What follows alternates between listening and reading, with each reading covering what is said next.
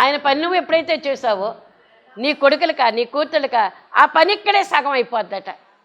ఎక్కువ పనులు ఉన్నా నాడే ఎక్కువ ప్రార్థన చేయవలెను, ఎక్కువ పనిలోని సగము అక్కడప్పుడే సఫల మగును ఏకాంత. కనుక ఎక్కువ పనులు ఉన్నాయనుకుని బోల్డ్ పనులండి బాబు, ప్రార్థన ఎక్కడ కుదిరిందండి ఇప్పుడు అంటున్నాం మనం. ఖచ్చితంగా ఏం చేస్తాం, పనులు ఎక్కువ ఉన్నప్పుడు ప్రార్థన చేసుకోలేదు, చాలా పనులు ఉన్నాయండి బాబు, ప్రార్థన చేసుకోవాలి, బైబిల్ చదువుకోలేదు, చాలా పనులు ఉన్నాయండి బాబు అంటున్నాం.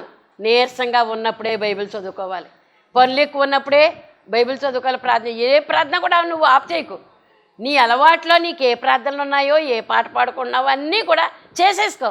ఆలస్యమైనా పర్వాలేదు, అది చేసేసుకుని మొదలెట్టు.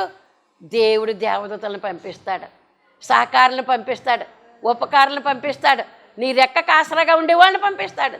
ఇది అనుభవంతో కూడినటువంటి పనులు మీకు నేను తెలియజేస్తూ ఉన్నాను. కనుక అనుభవించాలి, అనుభవంతో కూడినటువంటి పనులు. ఆ పెద్దావిడ ఎందుకు చెప్తుందో అనుకుని మీరు కూడా పాటించగలిగితే ఈ అనుభవం మీకు కూడా వస్తుందని మీకు నేను తెలియజేస్తూ ఉన్నాను.